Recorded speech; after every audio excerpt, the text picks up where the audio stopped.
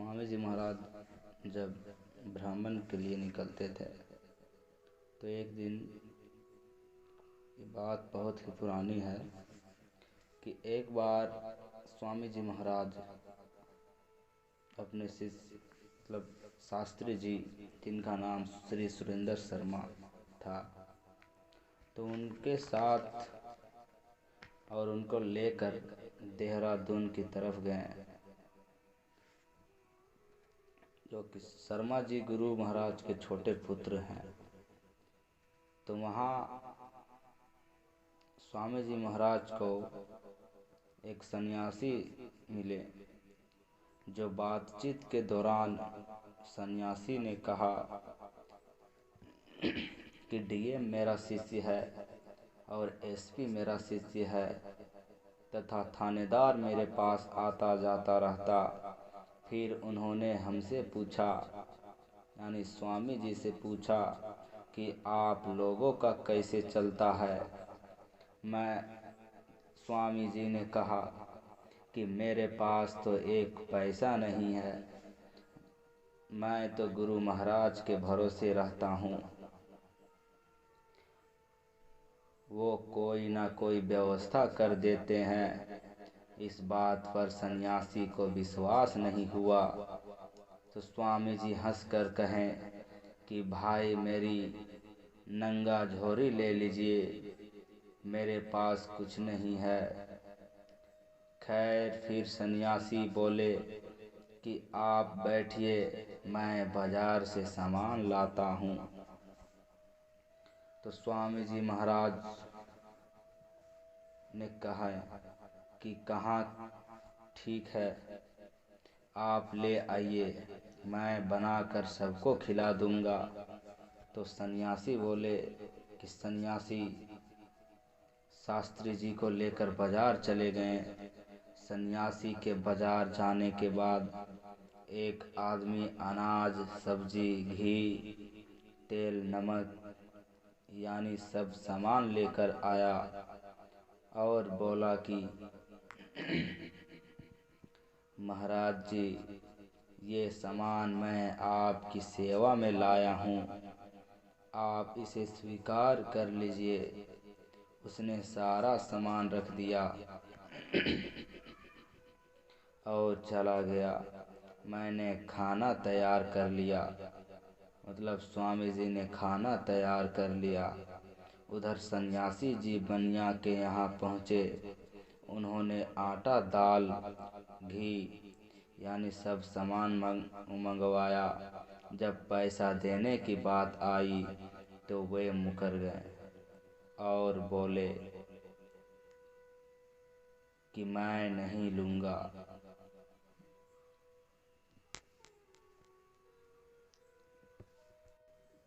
और बोले कि मैं सामान नहीं लूँगा। तो दुकानदार ने कहा कि जब नहीं लेना था तो इतनी मेहनत क्यों करवाई।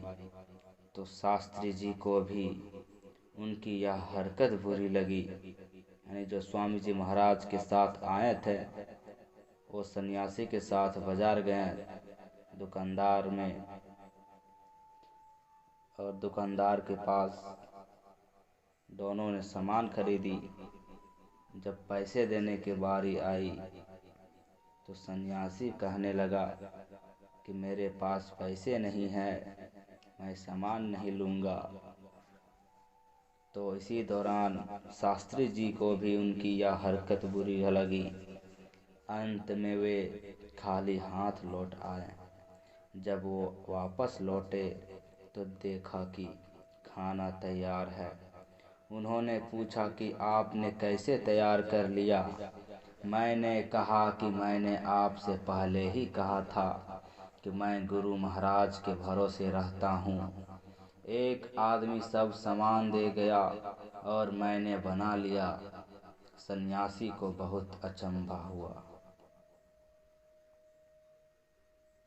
हम तीनों ने खाना खाया, यानी स्वामी जी महाराज और शर्मा जी और वो सन्यासी तीनों खाना खाएं और उसके बाद आगे मंसूरी की तरफ चले।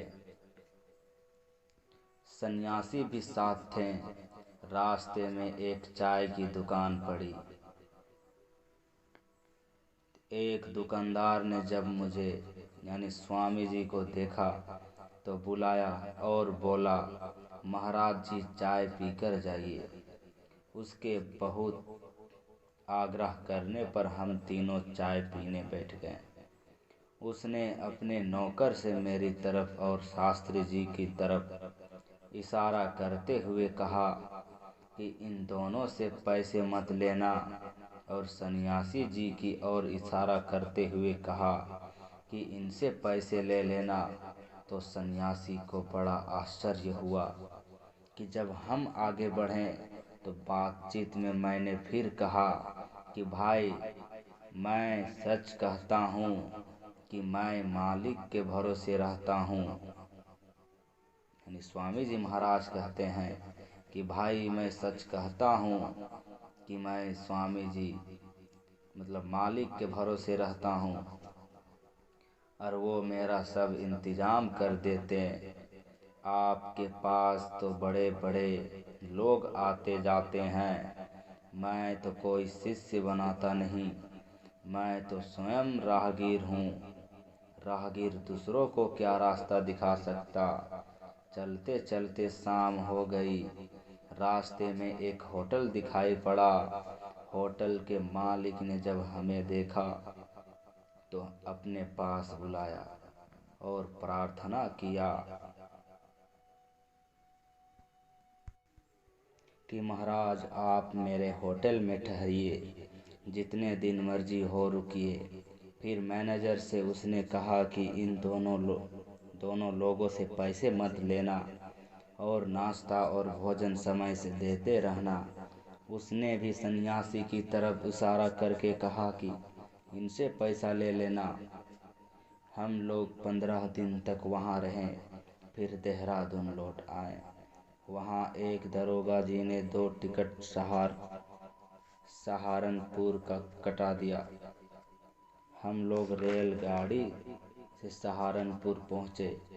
वहाँ पर एक यानी स्वामी जी महाराज कहते हैं कि वहाँ पे एक दरोगा जी ने 2 टिकट सहारनपुर का टिकट करवा दिया, और स्वामी जी महाराज और उन शर्मा जी दोनों सहारनपुर पहुँचे। वहाँ पर एक टीटी ने जो टिकट की खिड़की के अंदर बैठा था, हमें देख लिया। वह बाहर आया और बोला कि आप लोगों को कहाँ जाना। मैंने कहा यानी स्वामी जी महाराज ने कहा कि अलीगढ़। वह बोला कि मैं भी अलीगढ़ चल रहा हूँ, हम गाड़ी में बैठा देंगे और अलीगढ़ पहुँचने पर गेट के बाहर तक छोड़ आएंगे। जय गुरुदेव। तो टीटी ने वही किया जो कहा था। मैं और शास्त्री घर वापस लौट आए। शास्त्री जी के साथ में अक्सर भ्रमण किया करते थे। गुरु महाराज हर कहीं जब जैसा देखते थे वैसा प्रबंध कर देते थे। हमारा गुरु के प्रति विश्वास दृढ़ होता चला गया। जय गुरुदेव। सत्संग से मरवाड़ जंक्शन। जय गुरुदेव बाबा ने यहाँ बताया कि अब की बार भारत व पाकिस्तान की भयंकर लड़ाई होगी। इसकी लड़ाई में भारत का बहुत बड़ा नुकसान होगा। पाकिस्तान लड़ाई के मैदान में हावी हो जाएगा और बड़े जहरीले बमों का प्रयोग करेगा। भारत के कर्णधारों के होश उड़ जाएंगे और हवास सब गुम हो जाएंगे और चिल्लाने लगेंगे कि क्या करें, कोई बचाओ। ऐसी हालत में अपनी सुरक्षा के लिए विदेशों में भागने की भी कोशिश करेंगे।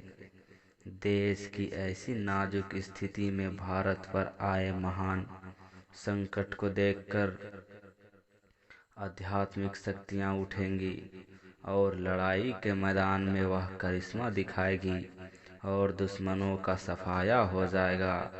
इसी संदर्भ में बाबा जी ने बताया कि पाकिस्तान के साथ पिछली लड़ाई में आंतरिक शक्तियों ने लड़ाई के मैदान में पूरा साथ दिया और यही वजह है कि करीब 1 लाख फौज ने सरेंडर दिया।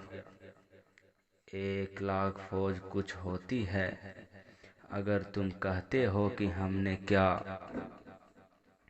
किया तो अब की बार पाकिस्तान से जो लड़ाई होने जा रही है उसमें पता चल जाएगा किसने किया। जब तुम भारत भाव में पुकार करने लगोगे कि अब कोई देश को बचा ले तो उस समय महात्मा की मदद को आएंगे। यह सत्संग मारवाड़ जंक्शन 21 सितंबर 1974 को बाबा जी ने बताई। बाबा जय गुरुदेव की हिदायत में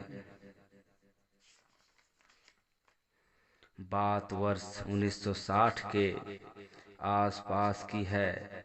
उस समय मेरी मतलब स्वामी जी अवस्था लगभग 18 से 19 साल की थी।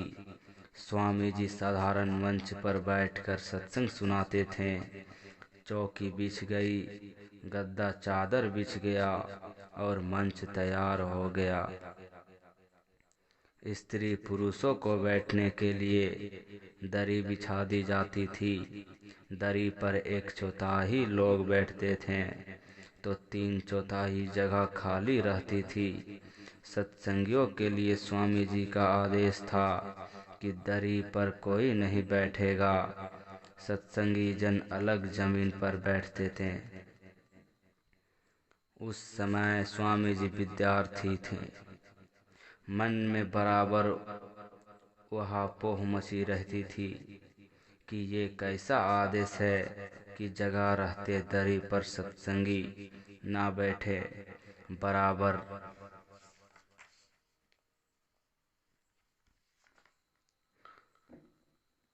मची रहती थी कि ये कैसा आदेश है कि जगह रहते दरी पर सत्संगी ना बैठे। बराबर जिज्ञासा बनी रहती कि किन कारणों से स्वामी जी दरी पर बैठने का आदेश नहीं देते। मैं साहस नहीं जुटा पाता था कि स्वामी जी इसके बारे में कुछ पूछूं। एक दिन मौका देखकर मैंने पूछ ही लिया कि स्वामी जी सत्संगियों को दरी पर बैठने की क्यों मनाही है। तो स्वामी जी ने मुझसे कहा कि बच्चू, भविष्य में एक ऐसा समय आएगा जब देश और दुनिया में भारी हाहाकार मचेगा। ऐसा कोहराम मचेगा कि लोग इधर उधर भागेंगे। घबराहट का माहौल होगा और मुसीबत से घबराने का कोई रास्ता नहीं मिलेगा। उस समय पवार पर लोग महात्माओं को याद करेंगे। चिंतित और परेशान होकर लोग मथुरा भागेंगे और कहेंगे कि बाबा जी के पास चले, वही रक्षा करेंगे। वे लोग इतने अधीर होंगे और घबराए होंगे कि फौरन बाबा जी का दर्शन करना चाहेंगे। इतना बड़ा जनमानस इकट्ठा होगा कि दूर से ही दर्शन करना चाहेंगे और जब दिखाई नहीं देगा तब धक्का मुक्की करेंगे कि किसी प्रकार दर्शन हो जाए। नतीजा यह होगा कि दरी यानी बिछावन पर बैठे लोग पीस जाएंगे। पीछे की भीड़ ऐसा धक्का मारेगी कि उनका सिर नीचे और पैर ऊपर हो जाएगा। ऐसी हालत में तुम लोगों को अभी से अलग कर दिया है कि इस बिछावन पर मत बैठो। जो लोग बात मानेंगे वो पिसने से बच जाएंगे। बातें इशारे में कही जाती है। जो आज्ञा का पालन करेंगे और दिन रात सुमरन ध्यान भजन करेंगे उनकी रक्षा हो जाएगी।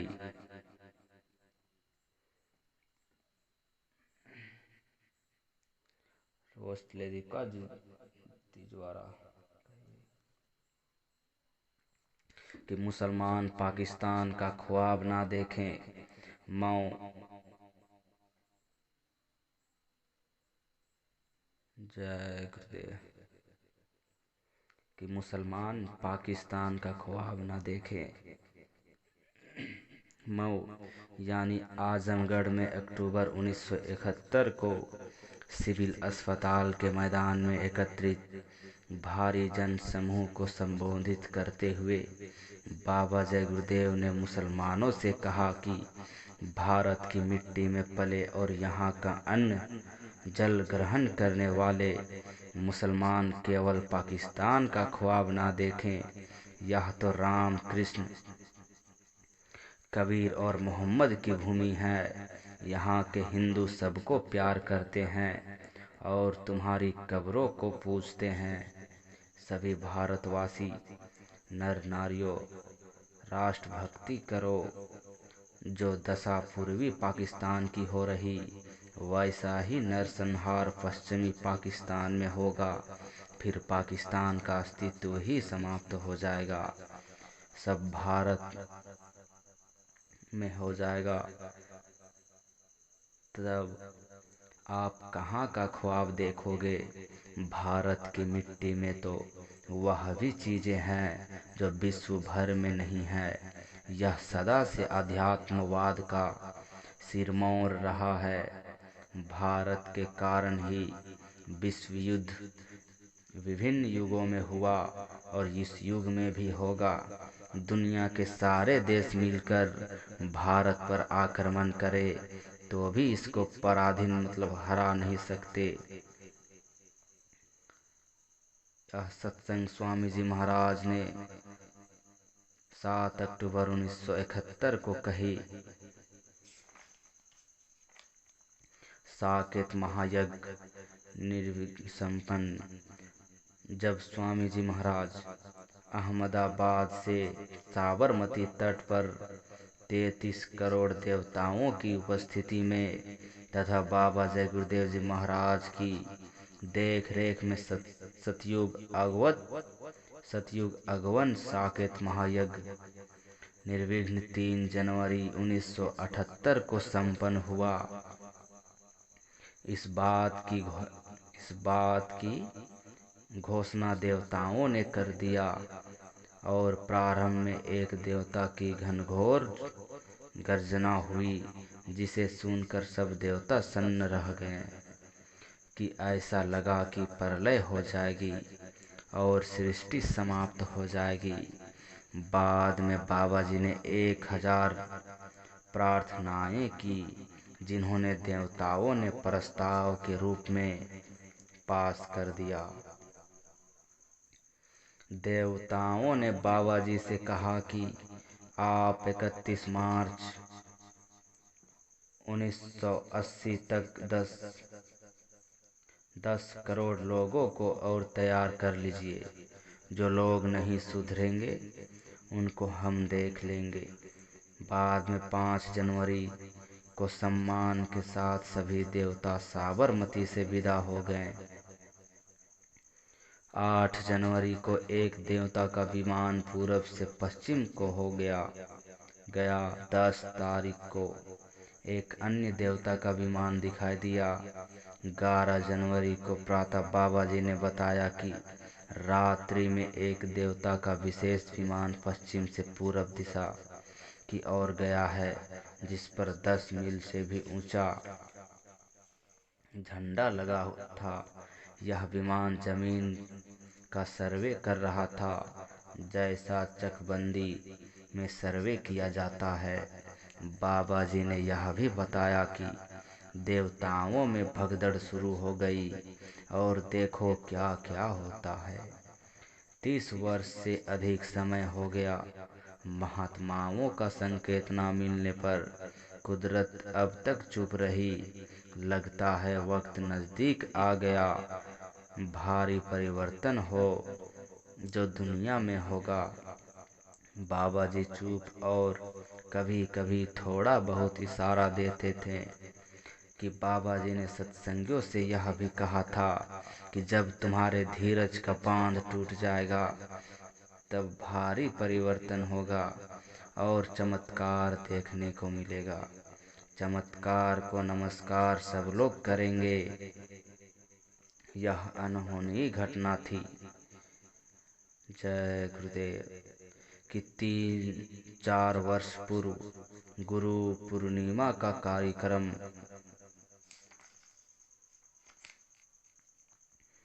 कुंड कि 3-4 वर्ष पूर्व गुरु पूर्णिमा का कार्यक्रम कुंड प्रतापगढ़ में हुआ।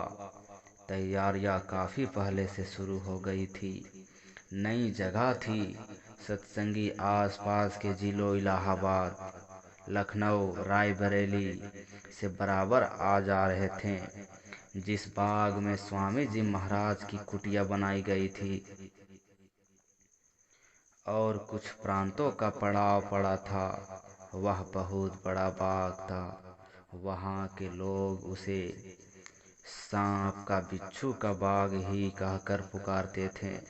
मोटे मोटे पेड़ों के तनों में सांप की बाबियां थी जिनमें सांप रहते थे। बिच्छू तो जैसे चींटे रेंगते हैं वैसे जगह जगह दिखाई देते थे। जरा सा भी जमीन को तराश की दर्जनों की संख्या में रेंगने लगते थे। कार्यक्रम के पूर्व तैयारियों को देखने की मैंने भी योजना बनाई और लखनऊ से श्री नंदराम जी व एक सत्संगी को लेकर मैं कुंड के लिए चल पड़ा। शाम को पहुंचा। कुंड की संगत ने एक झोपड़ी बना रखी थी जहां लोग ठहरते थे। भोजन करने के बाद हम लोगों ने बड़ी सी पॉलीथीन झोपड़ी के सामने मैदान में बिछाई और सो गए। फिर सुबह सवेरा हुआ। स्वामी जी महाराज बताएं कि हम लोग उठे और जब पॉलीथीन को उठाया तो देखा कि तमाम काले काले बिच्छू चुपचाप पड़े थे। मेरे तो मतलब स्वामी जी के तो होश ही उड़ गए। सोचने लगे कि अगर एक बिच्छू ने भी अपना डंक उठा दिया होता तो इस जंगल में मेरा बुरा हाल होता। स्वामी जी महाराज के वहां रहने से काफी लोग वहां आ गए थे।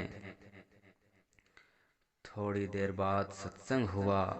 स्वामी जी ने सफाई अभियान शुरू कराया। आदेश दिया कि सब लोग खरहरा उठाओ, बाग की सफाई करो। तुरंत कार्य शुरू हो गया। पेड़ के पत्तों के साथ ढेर सारे बिच्छुओं का भी सिमटाव होने लगा। सुबह की बात मैं भूला नहीं था।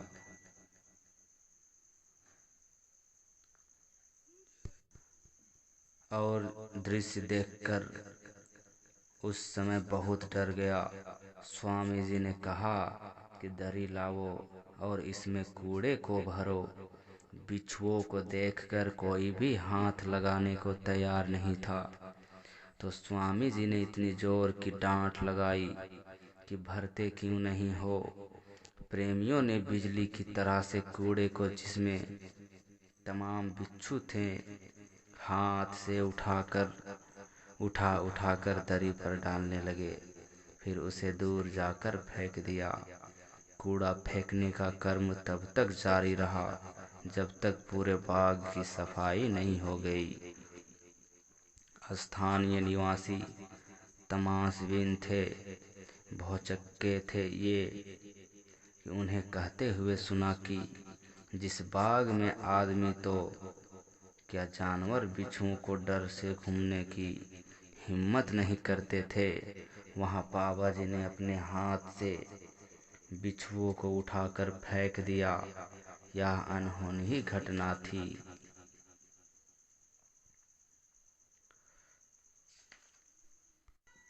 जय गुरुदेव। तो परम पूज्य स्वामी जी महाराज ने बताए कि चीन पाकिस्तान को कीटाणु बम दे चुका। यह सत्संग सितंबर 1971 का है कि बाबा जय गुरुदेव ने कहा कि चीन ने कीटाणु बम बना लिया है और सत्संग और वह पाकिस्तान को दे चुका। अब की बार जो लड़ाई होगी उसमें भी काफ़ी नुकसान उठाना पड़ेगा। पश्चिम में लड़ाई होगी और उत्तर दक्षिण में भी होगी। चीन से भी बम आएंगे, पाकिस्तान अमेरिका से भी बड़े बड़े बम आएंगे।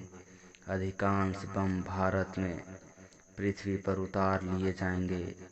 दो एक जो फूटेंगे वे पहाड़ों पर या समुद्र में, और उनसे वही लोग ज़्यादा मरेंगे जो लोग मांस मछली शराब का सेवन करते हैं। भारतवर्ष पर जब कीटाणु बम फेंके जाएंगे तो नुकसान तो कुछ ना हो कुछ होगा। फिर भी कुदरत की तरह से ऐसी उल्टी हवा चलेगी कि सभी कीड़े उठकर लौट जाएंगे और वहाँ के लोगों का सफाया हो जाएगा। बाबा ने आगे बताया कि भारत में अन्न की भारी कमी होगी और भूकंप भी आएंगे। पूर्वी पाकिस्तान का की तरह नुकसान होगा। मुसलमानों की संख्या काफ़ी घट जाएगी और गर्मी इतनी बढ़ेगी कि संसार में त्राही त्राही मच जाएगी। समुद्रों में भारी तूफान आएंगे। यह बात स्वामी जी महाराज 1972 जून 1972 को कहे कि भारत के ऊपर विदेशी शासन नहीं हो सकता, भारत अखंड राज्य होगा। बाबा जय गुरुदेव ने कहा कि भारत पर किसी विदेश का शासन नहीं रहेगा, भारत अखंड राज्य होगा। ऐसा संभव हो सकता है कि दूसरे देश वाले यहाँ भारत में गोले बरसा दे जिसमें नई नई बीमारियाँ फैल जाएं और करोड़ों लोग मर जाएं। ऐसा भी हो सकता है कि सभी लोग आपस में लड़ जाएं और काफ़ी जनसंख्या समाप्त हो जाए। यह स्वामी जी महाराज कहें कि भूचाल आए और इमारतें 40 से 50 फीट ऊपर आसमान में उछल जाए और लोग दबकर मर जाएं। यह सभी कुछ संभव है, परंतु अब भारत के ऊपर किसी दूसरे देश का शासन नहीं हो सकता। भारत राम और कृष्ण की भूमि है।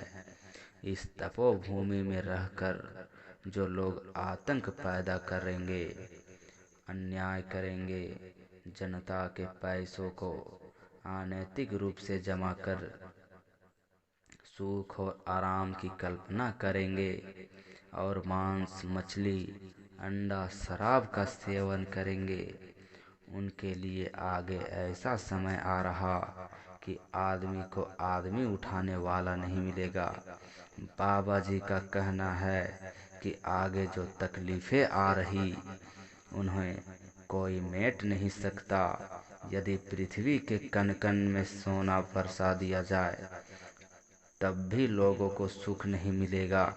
यह तकलीफ व्यक्तिगत रूप से होगी और कर्मानुसार होगी, मतलब जैसा आप कर्म करोगे उसी अनुसार आपको भोगना पड़ेगा।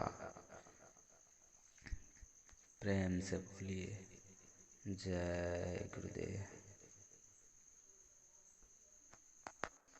यह सत्संग स्वामी जी महाराज ने 1971 को, मतलब सितंबर 1971 को